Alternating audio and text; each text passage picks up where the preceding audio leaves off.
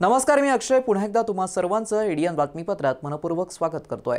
आज दिवसभरात घडलेल्या संपूर्ण घटनांचा आढावा आपल्याला घ्यायचाच आहे, परंतु त्या अगोदर नजर टाकूया आज दिवसभरात घडलेल्या काही महत्त्वाच्या आणि ठळक घडामोडींवरती। विठ्ठल नामाच्या गजरात भद्रा मारुतीच्या परिसरातून दिंडी पंढरपूरकडे रवाना। पंढरपूर येथे ही दिंडी 4 जुलैला पोहोचणार। चुकीचा मीटर लावल्याने विजेचा धक्का लागून चिमुकली भाजल्या प्रकरणी संबंधितांवरती गुन्हे दाखल करण्याची भारतीय कम्युनिस्ट पक्षाची मागणी। आता बघूया सविस्तर बातम्या। वाळूज आजवा नगरमधील 8 वर्षांची चिमुकली आचलला स्मार्ट मीटरनं चुकीचं लावल्यामुळे इलेक्ट्रिक करंट बसून ती गंभीर जखमी झाली। सदर घटनेत जबाबदार ठेकेदारावरती आणि स्मार्ट मीटर लावणाऱ्या अधिकारी कर्मचाऱ्यावरती गुन्हा दाखल झाला पाहिजे, तिला नुकसान भरपाई मिळाली पाहिजे आदी मागण्यांसाठी भारतीय कम्युनिस्ट पक्षाच्या शिष्टमंडळाने पोलीस ठाणे वाळूज व महावितरण विभागास निवेदन सादर केलं। याबाबत ॲडव्होकेट अभय टाकसाळ यांनी एडीएन सोबत बोलताना अधिक माहिती दिली आहे। वाळूज गावातील आजवा नगरमध्ये आचल अस्वले नावाच्या 8 वर्षाच्या मुलीला या स्मार्ट आणि टीओडी मीटर जे लावण्यात आले त्याची वायर उघडी ठेवल्यामुळे ती खेळत असताना तिला विजेचा तीव्र झटका लागला आणि शेजार आजूबाजूच्या लोकांना लाकडाचा दांडा घेऊन तिचा प्राण वाचवावा लागला। अत्यावस्थ परिस्थितीमध्ये तिला घाटी हॉस्पिटलमध्ये ॲडमिट केलं। आजही तिचा एक हात एक पाय काम करत नाही, अत्यंत घाबरलेल्या अवस्थेत ती आहे। तिला वर्तमानात आणि भविष्यामध्ये अपंगत्व येण्याची शक्यता आहे आणि अशा परिस्थितीमध्ये आजपर्यंत गुन्हा दाखल झालेला नाही आणि वेगवेगळ्या उलटसुलट चर्चा सुरू आहेत की ठेकेदाराला पाठीशी घालण्यासाठी हे सगळं होत आहे का, महावितरणच्या अधिकाऱ्यांना पाठीशी घालण्यासाठी हे सगळं होत आहे का। म्हणून आम्ही आज भारतीय कम्युनिस्ट पक्षातर्फे या ठिकाणी वाळूज पोलीस स्टेशनचे पोलीस निरीक्षक यांना आम्ही आज निवेदन दिलं आणि तातडीनं या संदर्भात गुन्हा दाखल करण्याची मागणी केली।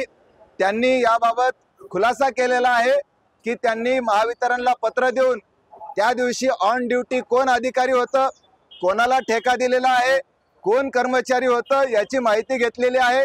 त्याचबरोबर त्यांनी डिस्चार्ज कार्ड देखील, मेडिकल पेपर देखील मागवलेले आहेत, MLC देखील नोंदवलेली आहे आणि जर या पालकांनी जरी गुन्हा नोंदवला नसता तरी देखील पोलीस अधिकारी म्हणून आम्ही स्वतः गुन्हा नोंदवणार होतो, असा देखील खुलासा त्यांनी त्या ठिकाणी केलेला आहे। परंतु आतापर्यंतचे अनुभव लक्षात घेता आणि चिकलठाण्याला ज्या पद्धतीनं शेतकऱ्याचा या विजेच्या धक्क्यामुळं 2 शेतकरी दगावले, आमच्या या वाळूज गावामध्ये देखील यापूर्वी अशा 2 घटना घडलेल्या आहेत।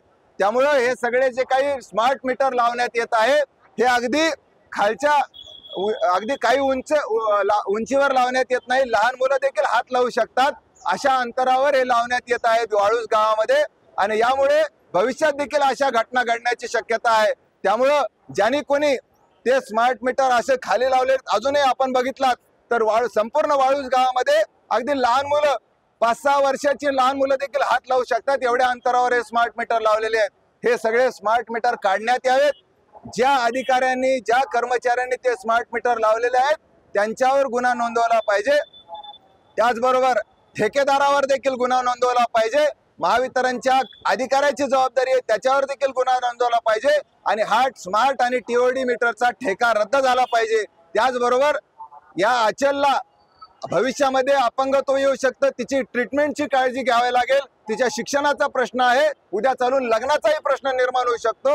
आज आचलवर वेळ आहे, आपल्यावर कोणावरही वेळ येऊ शकते, म्हणून हा ठेका रद्द झाला पाहिजे आणि तिला संपूर्णपणे नुकसान भरपाई मिळाली पाहिजे। या मागणीचं निवेदन देखील आम्ही महावितरणला देणार आहोत।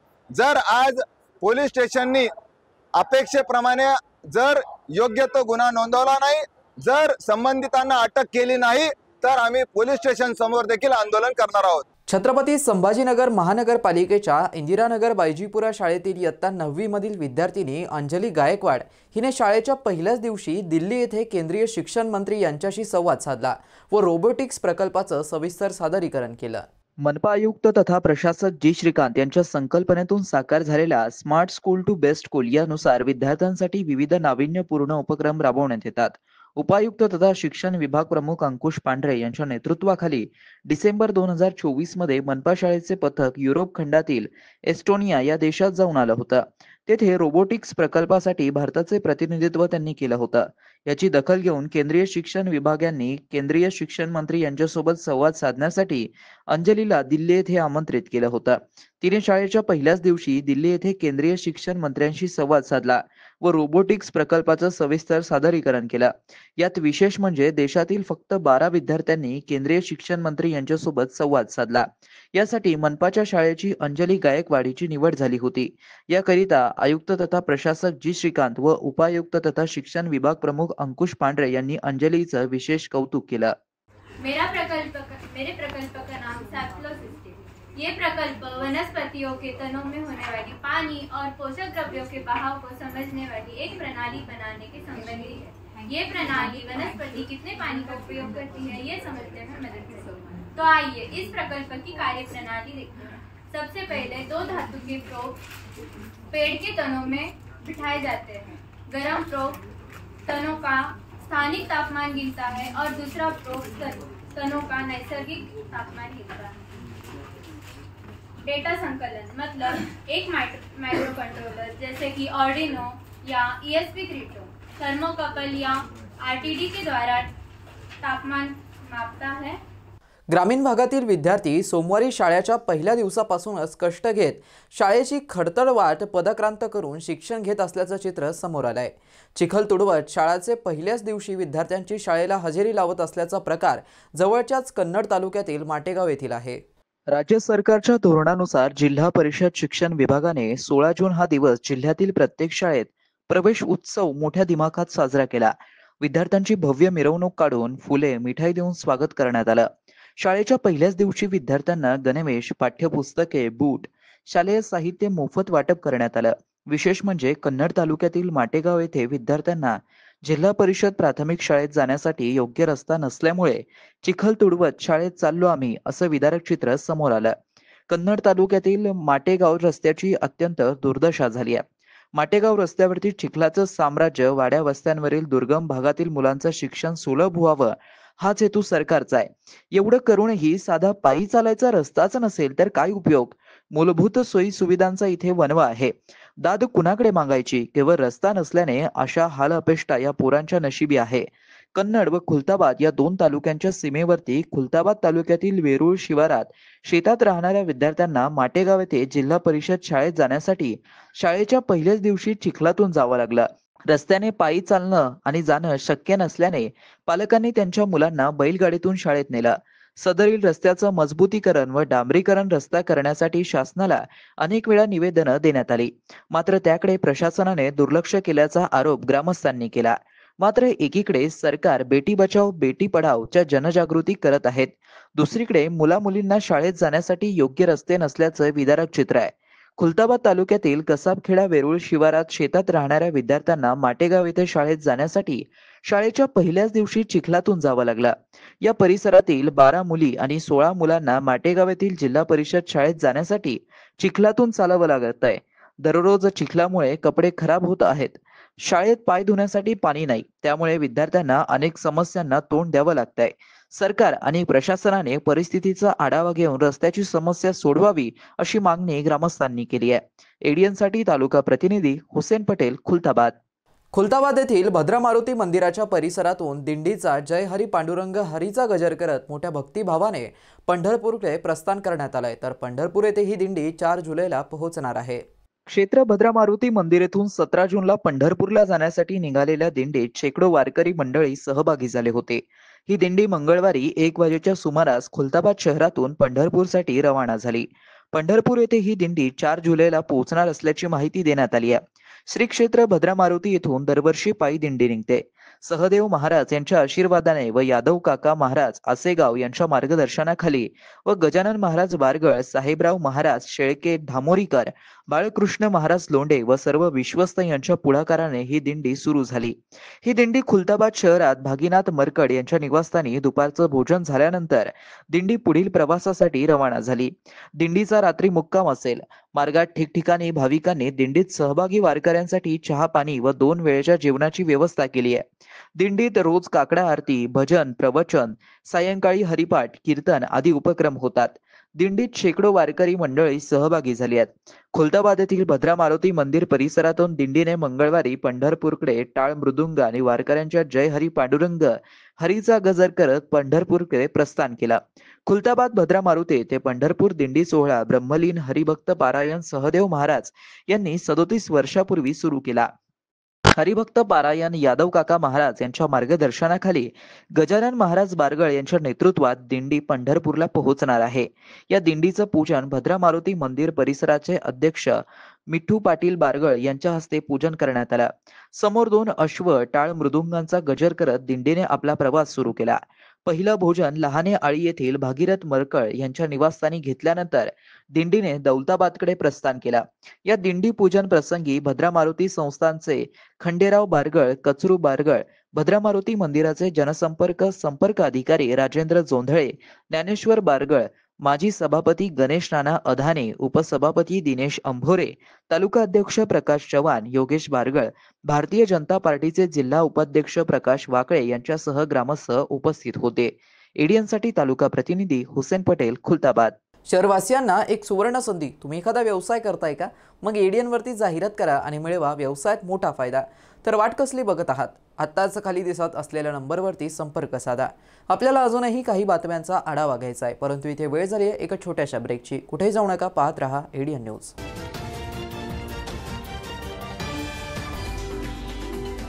अनेकांच्या मनात स्वप्न असते की देशाची सेवा करायची, परंतु काही लोकच योग्य प्रशिक्षण घेऊन ते वास्तवात पूर्ण करतात. वास्तविक सैनिक बनणे सोपं काम नाही, कारण प्रशिक्षणाच्या मैदानापासून ते युद्धाच्या रणांगणापर्यंत प्रत्येक क्षण संघर्षमय असतो. फक्त जो इमानदार, समजूतदार असेल आणि ज्याची इच्छाशक्ती प्रबळ असेल असाच व्यक्ती या क्षेत्रात टिकू शकतो. प्रत्येक वर्षी अनेक परीक्षार्थ्यांना यश प्राप्त होते, ते फक्त आणि फक्त गरुड झेप अकॅडमी. पंख आम्ही देतो, उंच भरारी तुम्ही घ्या.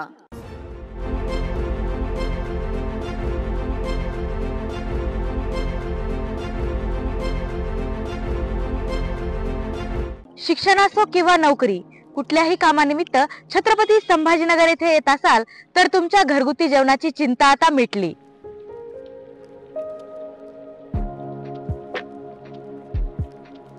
नमस्कार, मी पूजा दाता. माझं कॉलेजचं शिक्षण पूर्ण झाल्यावर मी काही वर्ष नोकरी केली, काही वर्ष गृहिणी होते आणि नंतर रुचिरा स्वयंपाकघर सुरू केलं. रुचिरा स्वयंपाकघर सुरू करण्यामागे उद्देश व्यवसाय हा नव्हता, माझी आवड हा महत्त्वाचा उद्देश होता. तो मी स्वतःच्या जागेत 2009 सालापासून खडकेश्वर येथे सुरू केला. तेव्हा अतिशय छोट्या प्रमाणात सुरू झाला होता तो. त्याचं स्वरूप आता खूप मोठं झालंय.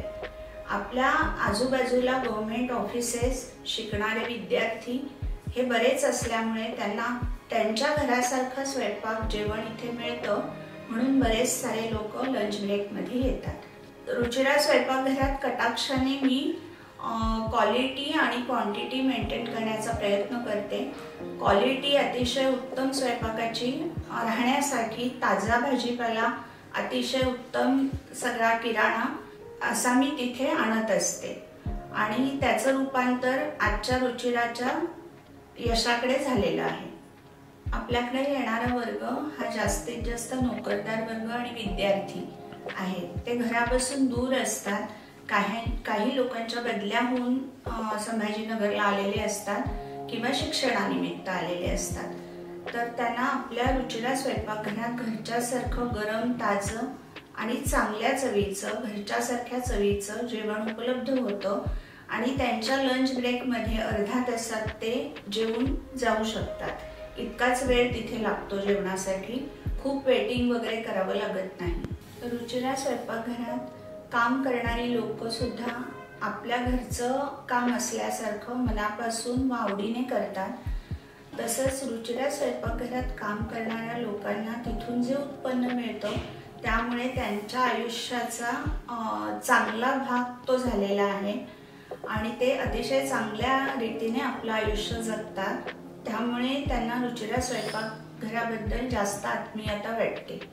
रुचिरात बनवलेले मसाले 80% असतात आणि 20% बाहेरचे मसाले असतात आणि थोडीशी चव चटकदार होण्याच्या दृष्टीने माझा प्रयत्न असतो, कारण तरुण वर्ग आपल्याकडे जास्त येत असतो. घरगुती जेवणाच्या चवीसाठी एकदा अवश्य भेट द्या रुचिरा स्वयंपाकघर येथे.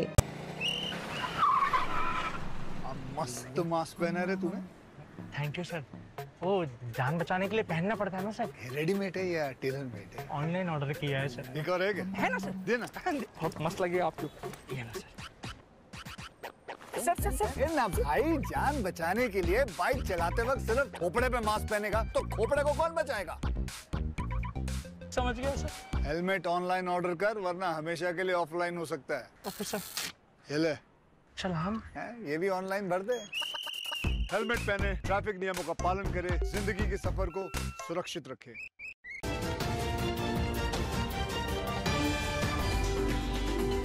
ब्रेकनंतर पुन्हा एकदा स्वागत. आपण बघत आहात एडियन बातमीपत्र.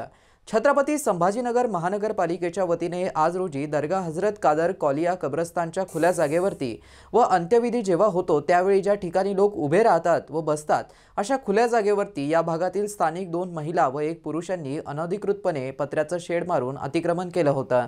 या अतिक्रमण बाबत महाराष्ट्र वक्फ राज्य मंडळ यांनी महानगरपालिका आयुक्त तथा प्रशासक जी श्रीकांत यांना 4 जून रोजी एका पत्राद्वारे सदर खुल्या जागेवरती स्थानिक नागरिकांनी अतिक्रमण केलं असून ते अतिक्रमण काढून मंडळाशी सहकार्य करावं अशी विनंती केली होती. याची दखल घेत प्रशासक यांच्या आदेशानुसार सहाय्यक आयुक्त वार्ड कार्यालय 2 रमेश मोरे व अतिक्रमण निरीक्षक सय्यद जमशेद यांनी दिनांक 6 जून रोजी प्रत्यक्ष स्थळ पाहणी करून याबाबत सविस्तर अहवाल आयुक्त महोदय व नियंत्रण अधिकारी अतिक्रमण विभाग संतोष वाहुळे यांना सादर केला होता.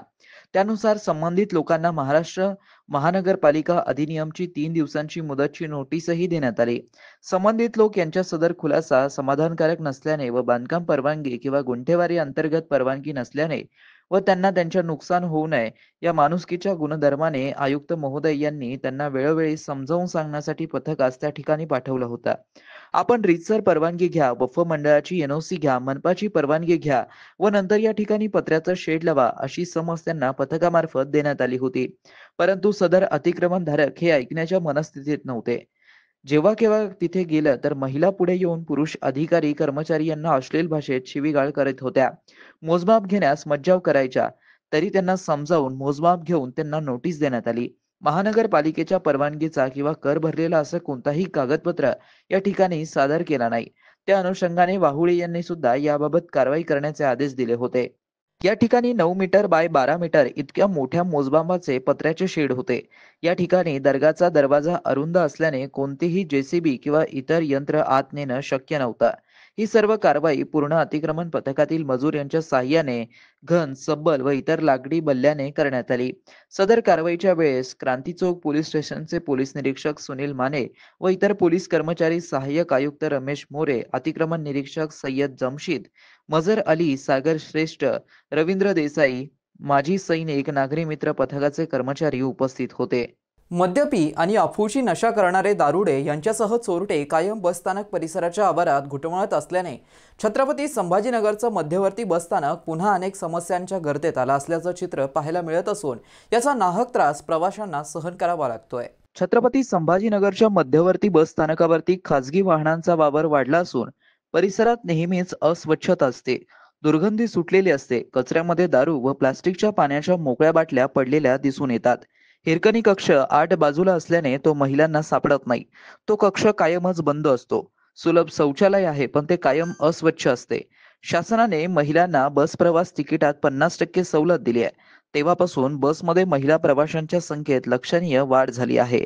तसेच लग्नसराई व उन्हाळ्याच्या सुट्ट्या सण वाऱ्यामुळे बस प्रवास करणं फायद्याचं व सुरक्षित ठरतं आहे. मात्र हीच मोठी गर्दी पाहून मध्यवर्ती बस स्थानक परिसरात चोरटेही सक्रिय होताना पाहायला मिळत आहे. बस स्थानकावरती मागील काही महिन्यात चोरीच्या अनेक घटना घडल्यात. मद्यपी, गर्दुल्ले, गंजटी, अफूची नशा करणारे दारुडे कायम मध्यवर्ती बस स्थानक परिसराच्या आवारात घुटमळत असतात. तसेच अनेकदा टार्गेट, रोड रोमिओ देखील बस स्थानकात भरधाव दुचाकी घालून येरझारा मारत असतात. यावरती अनेक तक्रारी झाल्यात, मात्र कारवाई होत नाहीये. बस स्थानकात आधीच पिण्याचे शुद्ध पाणी मिळत नाही. विविध संस्था आणि व्यक्तींच्या योगदानातून उन्हाळ्याच्या पाण्याची सोय करण्यात येते. वाहतूक नियंत्रण कक्षाकडूनही याबाबत तितकी दखल घेतली जात नाही. आवारात सीसीटीव्ही कॅमेरे आहेत, मात्र घटना घडल्यानंतर काही माहिती मिळवायची असेल तेव्हा ते बंद असलेले आढळतात. छत्रपती संभाजीनगर आवारातून एसटी महामंडळाला चांगलं उत्पन्न मिळत आहे, मात्र या ठिकाणी प्रवाशांच्या सुरक्षिततेसाठी आणखीन पोलीस कर्मचाऱ्यांची आवश्यकता आहे. स्थानकावरील गर्दीचा फायदा घेत महिलांकडील दागिने, रोख रक्कम चोरीच्या घटना सातत्याने घडताना दिसत आहेत. छत्रपती संभाजीनगरचे मध्यवर्ती बसस्थानक पुन्हा अनेक समस्यांच्या गर्दीत आलेलं असल्याचे चित्र पाहायला मिळत असून याचा नाहक त्रास प्रवाशांना सहन करावा लागतोय. वाळूज पोलिसांनी एका बेवारस मुलीच्या पालकांचा शोध लावण्यासाठी अनेक प्रयत्नांबरोबरच सोशल मीडियाचा अवलंब केलाय. सदर मुलीचं वय अवघे 3 ते 4 वर्ष असून ती वाळूज बकलवाल नगर परिसरात आढळून आली आहे. सदर मुलीबाबत काही माहिती असल्यास पोलीस उपनिरीक्षक दिलवाले यांच्याशी 95 18 58 36 46 या क्रमांकावरती संपर्क साधण्याचं आवाहन करण्यात आलंय. छोटंसं बाळ आहे 3 ते 4 वर्षाचं.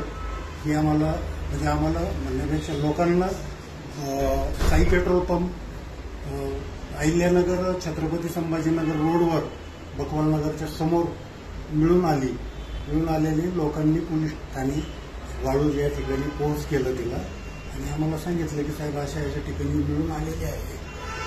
तर आम्ही ड्युटी ऑफिसर असल्याने आम्ही लगेच सोशल मीडियाद्वारे सगळ्या ठिकाणी मेसेज केले की अशी लहान 3 ते 4 वर्षाची मुलगी आहे.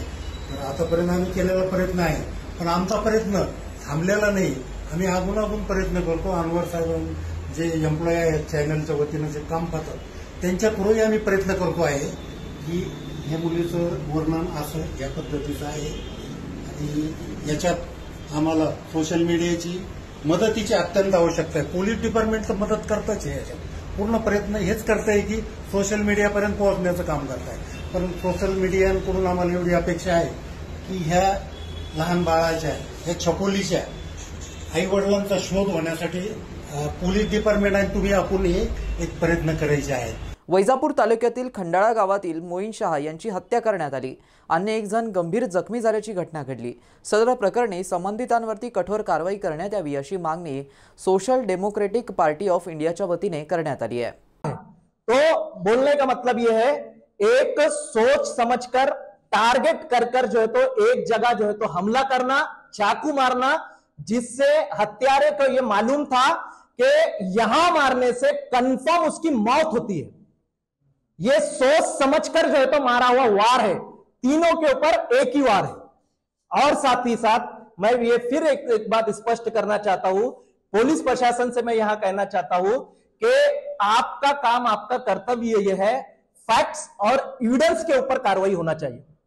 जो फैक्ट्स कहेंगे, जो एविडेंस कहेंगे, उसके ऊपर कार्रवाई होना चाहिए. बजरंग दल, विश्व हिंदू परिषद के लोग, आरएसएस संघ परिवार के लोग, बीजेपी के लोग प्रोपेगेंडा मचाएंगे, झूठ का जो है तो लोगों के सामने वावेला मचाएंगे. इसकी बुनियाद पर पुलिस प्रशासन दबाव में नहीं आना चाहिए, यह हमारा स्पष्ट मानना है. वहां पर हमारे एमएलसी, विधानसभा सदस्य, बदकिस्मती से ऐसे आदमी जो है तो रिप्रेजेंटेटिव है संजय किनेकर. ये संजय किनेकर वहां पर गए, पुलिस प्रशासन पे गए, पुलिस प्रशासन के पास एक तरफा कार्रवाई का दावा करके खुद एक तरफा बात कर रहे हो. उन्होंने सारे एविडेंस को नजरअंदाज कर दिए. वीडियो जो वायरल हो रहा है उसकी उन्होंने बात नहीं कर रहे. गौरक्षा दल का पूरे महाराष्ट्र के अंदर कैसा जो है तो सुयोजित तरीके से, ऑर्गेनाइज तरीके से मुस्लिम समाज के नौजवानों पर, मुस्लिम समाज के कारोबार करने वालों पर किस तरह से वो लोग हमले कर रहे हैं, हथियारों के साथ में वो किस तरह से घूम रहे फिर रहे हैं, ये बात संजय किनेकर साहब को दिखाई नहीं दी. संजय किनेकर साहब पक्षपात कर रहे हैं खुले तौर पर. शेवटी पुन्हा एकदा नजर टाकूया आज दिवसभरात घडलेल्या काही महत्त्वाच्या आणि ठळक घडामोडींवरती। विठ्ठल नामाच्या गजरात भद्रा मारुतीच्या परिसरातून दिंडी पंढरपूरकडे रवाना। पंढरपूर येथे ही दिंडी 4 जुलैला पोहोचणार। चुकीचा मीटर लावल्याने विजेचा धक्का लागून चिमुकली भाजल्या प्रकरणी संबंधितांवरती गुन्हे दाखल करण्याची भारतीय कम्युनिस्ट पक्षाची मागणी। आणि याबरोबरच हे बातमीपत्र इथेच संपलं। पुन्हा भेटूया पुढील बातमीपत्रात। तोपर्यंत पाहत रहा आपल्या हक्काचं बातमीपत्र ADN न्यूज।